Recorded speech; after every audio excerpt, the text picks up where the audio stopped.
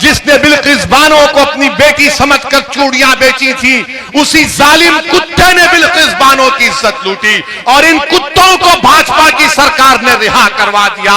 बताओ भाजपा की सरकार, आप ऐसे कुत्तों को छोड़ते हैं जो महिलाओं का बलात्कार करते हैं। कहां गई आपकी इंसानियत? कहां गई आपकी इंसानियत? बिल्किस बानो मुसलमान का इशू नहीं है, बिल्किस बानो महिलाओं का इशू नहीं है, बिल्किस बानो इंसाफ का मुद्दा है।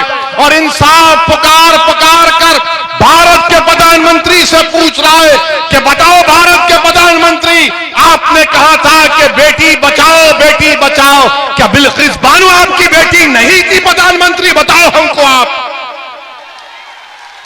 क्या बिल्किस बानो आपकी बेटी नहीं थी? भाजपा वालों, क्या बिल्किस बानो से जो बर्ताव किया गया, बताओ क्या जुल्म हुआ बिल्किस बानो पर? आज बिल्किस बानो अपने गांव को जाने से डरती है, बिल्किस बानो अपने गांव को जाने से डरती है। और क्या कांग्रेस ने बिल्किस बानो का नाम लिया? तुमने सुना कांग्रेस के नेताओं की जबान से बिल्किस बानो का नाम?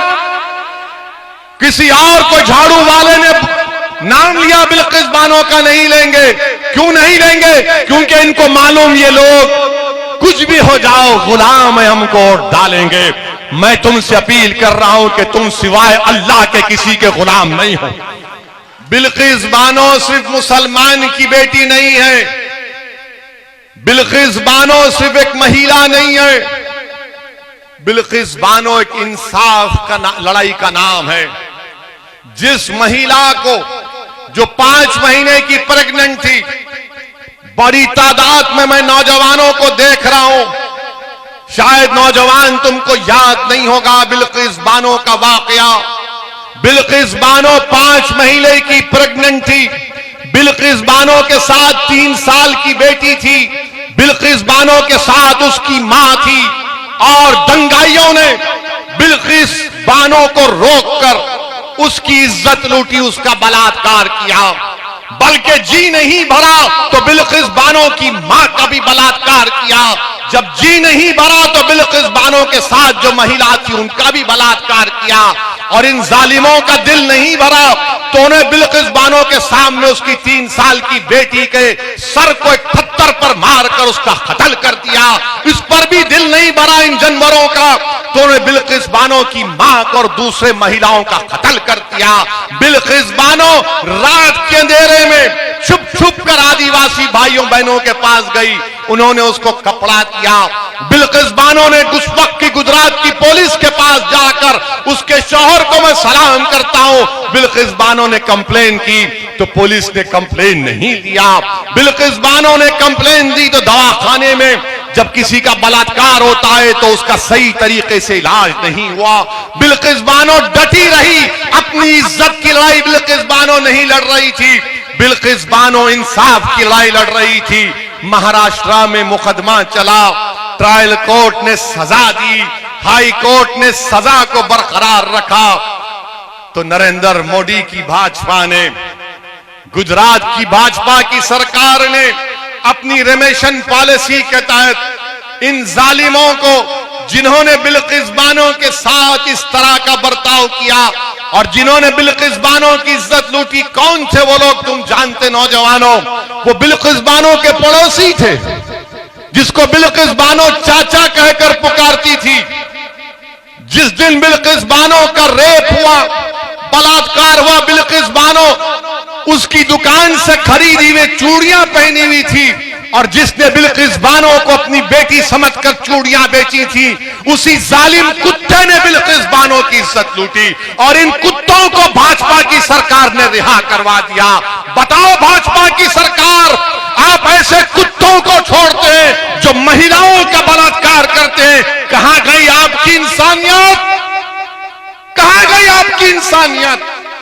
बिल्किस बानो मुसलमान का इशू नहीं है, बिल्किस बानो महिलाओं का इशू नहीं है, बिल्किस बानो इंसाफ का मुद्दा है। और इंसाफ पुकार पुकार कर भारत के प्रधानमंत्री से पूछ रहा है कि बताओ भारत के प्रधानमंत्री, आपने कहा था कि बेटी बचाओ, क्या बिल्किस बानो आपकी बेटी नहीं थी? प्रधानमंत्री बताओ हमको आप। बानो आपकी बेटी नहीं थी? भाजपा वालों, क्या बिल्किस बानो से जो बर्ताव किया गया, बताओ क्या जुल्म हुआ बिल्किस बानो पर? आज बिल्किस बानो अपने गांव को जाने से डरती है। बिल्किस बानो अपने गांव को जाने से डरती है। और क्या कांग्रेस ने बिल्किस बानो का नाम लिया? तुमने सुना कांग्रेस के नेताओं की जबान से बिल्किस बानो का नाम? किसी और को झाड़ू वाले ने नाम लिया, बिल्किस बानो का नहीं लेंगे। क्यों नहीं लेंगे? क्योंकि इनको मालूम ये लोग कुछ भी हो जाओ, गुलाम है, हमको और डालेंगे। मैं तुमसे अपील कर रहा हूं कि तुम सिवाय अल्लाह के किसी के गुलाम नहीं हो। तुम किसी के गुलाम नहीं हो। मेरे अजीज दोस्तों और बुजुर्गों, ये बिल्किस बानो से ऐसा किया गया। और बताइए, भाजपा की नरेंद्र मोदी की सरकार दिल्ली में उसकी इजाजत दे दी कि हां इनको छोड़ दो। और क्यों छोड़ा गया इन जालिमों को? इन जालिमों को क्यों छोड़ा गया? क्योंकि छोड़ने वाले ने कहा कि ये ब्राह्मण थे, संस्कारी थे। किसी एक महिला की बलात्कार करना संस्कारी काम है? एक महिला की 3 साल की बच्ची को उसके सामने कत्ल करना संस्कारी काम है? मेरे अजीज दोस्तों और बुजुर्गों, यही नाइंसाफियों के खिलाफ हम आपसे अपील कर रहे हैं कि आप मंजलिस का साथ दीजिए। डरने और घबराने की जरूरत नहीं है आपको। इंशाअल्लाह ताला हम और आप मिलकर ये तमाम नाइंसाफियों के खिलाफ आवाज उठाते आए हैं और लड़ाई लड़ते रहेंगे। मैं आपको याद दिलाना चाह रहा हूं कि तुम जानते नौजवानों, अस्मा बिन्त अबू बकर कौन थी? अस्मा बिन्त अबू बकर कौन थी? अस्मा बिन्त अबू बकर हजरत सिद्दीक अकबर की साहबजादी थी। जब गारे सूर में रसूलुल्लाह सल्लल्लाहु अलैहि वसल्लम सिद्दीक अकबर के साथ थे, तो हजरत अस्मा बिन्त अबू बकर घर से खाना पकाकर उतनी ऊंची पहाड़ी पर रोज जाकर खाना देती थी। तो रसूलुल्लाह सल्लल्लाहु अलैहि वसल्लम ने उनको कहा, उनको लक़ब दिया कि ये ज़ातो ना तो खान है। वो अस्मा बिन्त अबू बकर, जब अबू जहल को मालूम हुआ कि मोहम्मद सल्लल्लाहु अलैहि वसल्लम जा चुके हैं, तो अस्मा बिन्त अबू बकर के घर को आकर उसने पूछा, बताओ अस्मा, कहां है तुम्हारा बाप और कहां है मोहम्मद सल्लल्लाहु अलैहि वसल्लम? तो हजरत अस्मा ने कहा कि अगर मैं झूठ बोलूंगी तो शरीयत बीच में आ जाती है, अगर मैं सच बोलूंगी तो वफा खत्म हो जाएगी। तो हजरत अस्मा बिन्त अबू बकर ने कहा कि सुन अबू जहल, सुनो वक्त के अबू जहल, सुनो। हजरत अस्मा ने कहा कि मैं जानती हूं मगर तुझे नहीं बताऊंगी। तो अबू जहल ने मक्के के बीच चौराहे पर हजरत अस्मा बिन्त अबू बकर को मुंह पर तमाचा रसीद किया। हजरत अस्मा बिन्त अबू बकर के कान में बाली थी, कान कट गया, खून निकलना शुरू हुआ, मगर वो फिर उस दिन अपने कान को कपड़ा लगाकर जब गारे सूर में अपने वालिद और रसूलुल्लाह सल्लल्लाहु अलैहि वसल्लम को उन्होंने खाना दिया, तो सिद्दीक अकबर ने अपनी बेटी से पूछा कि बेटी ये कपड़ा हटाओ, तुमने कपड़ा अपने मुंह पर क्यों लगा लिया? तो हजरत अस्मा ने कुछ नहीं कहा। जब वालिद ने सार किया तो उन्हें कहा कि अब्बा जान, अबू जहल घर को आया था और पूछा कि बताओ मोहम्मद सल्लल्लाहु अलैहि वसल्लम कहां हैं? तो उसने मक्के के भरे चौराहे पर मुझे तमाचा रसीद किया और मेरा कान कट गया। तो आप अंदाजा लगाइए, सिद्दीक अकबर के आंख में आंसू आ गए। अल्लाह के रसूल सल्लल्लाहु अलैहि वसल्लम ने अपने हाथ अल्लाह की बारगाह में उठाकर दुआ की कि अल्लाह, मैं सिद्दीक अकबर से राजी हूं, इसके खानदान से राजी हूं, तू भी राजी हो जा सिद्दीक अकबर से।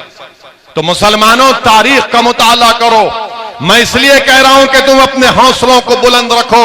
यही सिद्दीक अकबर की बेटी हजरत अस्मा बिन्त अबू बकर, उनके बेटे अब्दुल्लाह इब्ने जुबैर, जो इमाम हुसैन की शहादत के बाद इमाम हुसैन के परचम को उठाया, तो जब हज्जाज मक्के पर हमला करने आया तो उन्हें अपनी माँ जो 100 साल की हो गई थी अस्मा बिन्त अबू बकर से कहा कि अम्मा जान, अब मैं जा रहा हूं हज्जाज से मुकाबला करने के लिए, मगर लोग कहते हैं हज्जाज बड़ा जालिम है, वो लोगों की चमड़ी उतार देता है। तो उस गयूर मां ने कहा कि सुनो अब्दुल्ला, जब बकरी को काटा जाता है या बकरे को काटा जाता है तो काटते वक्त तकलीफ होती, उसके बाद कुछ नहीं होता। फिर मां ने अपने बेटे से पूछा, क्या तुम हक पर हो? तो बेटे ने कहा, हां मां मैं हक पर हूं। तो मां ने कहा, जा मेरे बेटे, अपनी जान को मोहम्मद सल्लल्लाहु अलैहि वसल्लम के दीन पर कुर्बान कर दे। और जब वो शहीद हो गए तो हज्जाज ने अब्दुल्लाह इब्ने जुबैर की लाश को मक्के में लगा दिया। तो अब्दुल्लाह इब्ने उमर जब लाश के पास से गए तो कहा कि 14 दिन से लाश लटकी हुई है मगर इससे खुशबू आ रही है। तो किसी ने पुकार कर कहा कि जब अब्दुल्लाह इब्ने जुबैर पैदा हुए थे तो मोहम्मद सल्लल्लाहु अलैहि वसल्लम ने अपनी ज़बान मुबारक से खजूर को चबाकर पहली ग़िज़ा अगर अब्दुल्लाह इब्ने जुबैर के जिस्म में डाली तो रसूलुल्लाह सल्लल्लाहु अलैहि वसल्लम ने अपना लाहब दहन से चबा हुआ खजूर डाला। तो लोगों ने कहा कि जिसके जिस्म में मोहम्मद सल्लल्लाहु अलैहि वसल्लम का लाहब दहन चला गया उसके जिस्म से कभी बदबू नहीं आ सकती। तो मुसलमानों, हौसलों को बुलंद रखो। ये दुनिया खत्म होने वाली है मगर याद रखो, दुनिया याद रखेगी अब्दुल्लाह इब्ने जुबैर को, दुनिया याद रखेगी सुबह क़यामत तक इमाम हुसैन को, दुनिया याद रखेगी हजरत ज़ैनब को, वक्त के यजीदों को, वक्त के अबू जहलों को दुनिया सफ़े हस्ती से मिटा देगी। तुम पुरुम्मीद हो कि इंशाअल्लाह ताला हक कामयाब होगा। मेरी आपसे गुजारिश है कि मंजिल के लिए काम करिए, हमारी कोशिश में हमारा साथ दीजिए।